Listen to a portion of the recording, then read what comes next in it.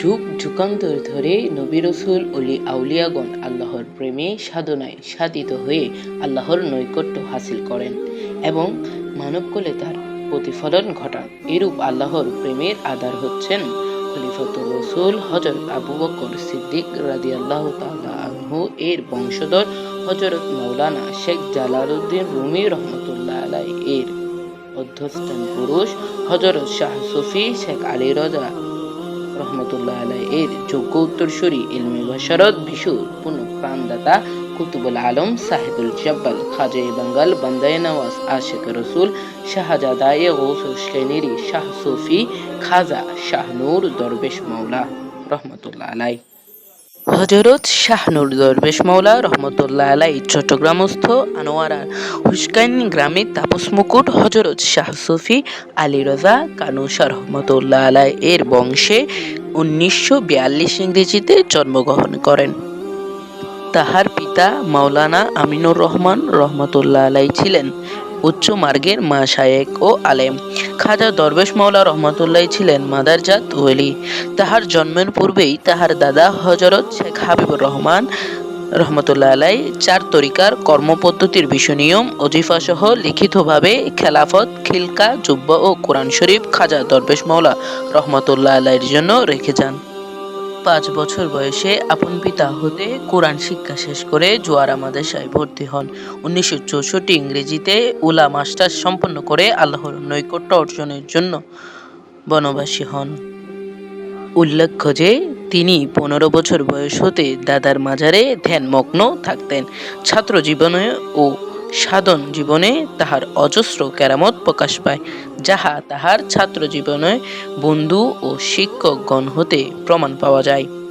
1971 ইংরেজি হতে 1982 ইংরেজি পর্যন্ত বান্দরবানের চুম্বুকের পাহাড়, সত্যপীরের দরগা, আলী শাহের দরগা, খুলনা খিজিরের পার্ক, কুমিল্লা আদিনাথ মুড়া, রাউজান, মহেশকুম, চন্দনাইশ, মহেশখালী, বাংলার আনাচে কোনাচে, পর্বত সাগরের চূড়ার কিনারায় কঠিন রিয়াজত ও ধ্যানের মাধ্যমে আধ্যাত্মিকতার উচ্চ আসন লাভ করেন। তাহার দীর্ঘ সাধন জীবনে কাশফের মাধ্যমে বিভিন্ন আউলিয়া কেরামের মাজার পুনঃসংস্কার, মসজিদ, মক্তব প্রতিষ্ঠা করেন। খাজা দরবেশ মাওলা রহমতুল্লাহ আলাইহিকে অগণিতবার মক্কা শরীফ, মদিনা শরীফ, কারবালা শরীফ, বাগদাদ শরীফ ও আজমির শরীফে অনেকেই সচরাচর দেখেছেন। এমনকি তাহার ওফাতের পরেও বিভিন্ন জায়গায় তাহাকে দেখা যাচ্ছে। 1983 ইংরেজি সালে মিরসরাই থানার অন্তর্গত আওলাদে রসুল সৈয়দ জাকের হোসেন মীর এর পূর্ণমহিয়সী কন্যা মীর ফাতেমাতুজ জোহরা এর সাথে বিবাহ বন্ধনে আবদ্ধ হন। যেহেতু তিনি মজুব ছিলেন এবং সংসার ত্যাগী ছিলেন, তাই এই কঠিন কাজটি তাহার পিতা মাওলানা আমিনুর রহমানের একান্ত প্রচেষ্টায় সম্ভব হয়। তৎকালীন সময়ের পাক ভারতের মাশায়েখ ওলামাগণ তাহার সাধনার উচ্চ স্তরকে সম্মান করতেন ও সঙ্গ লাভে ধন্য হইতেন। হযরত শেখ ফরিদ উদ্দিন গঞ্জেশকর রহমতুল্লাহ আলাইহি, শরফুদ্দিন বু আলী কলন্দ রহমতুল্লাহ আলাইহি এর মতো বিশ্ববিখ্যাত দরবেশগণের কাতারেই তাহাকে গণ্য করা হয়।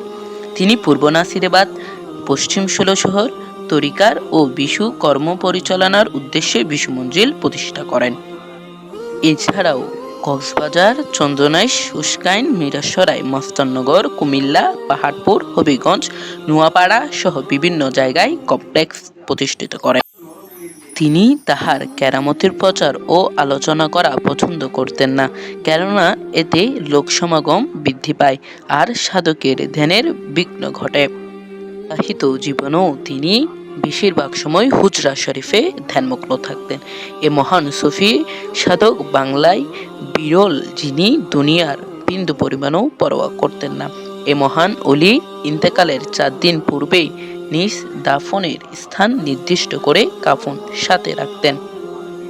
অবশেষে নিজ যোগ্যতম সন্তান মাওলানা মোহাম্মদ মঈনুদ্দিন নুরী সিদ্দিকী আল কুরাইশিকে গদিনিশীন করে 28 আশ্বিন 1417 বঙ্গাব্দ 13 অক্টোবর 2011 ইংরেজি রোজ বুধবার দিবাগত রাত 3টার সময় ইন্তেকাল করেন। ইন্না লিল্লাহি ওয়া ইন্না ইলাইহি রাজিউন। পরের দিন বৃহস্পতিবার বাদে আজর তাহার জানাজা অনুষ্ঠিত হয়। ও মাগরিবের সময় দাফন ও কার্য সম্পন্ন হয়। বর্তমানে তাহার ইন্তেকালের পরেও অনেক কেরামত প্রকাশ পাচ্ছে। অনেকেই কঠিন বিপদে সাড়া পাচ্ছেন এবং স্বপ্নেও সাক্ষাৎ লাভে ধন্য হচ্ছেন। সুবহানাল্লাহ।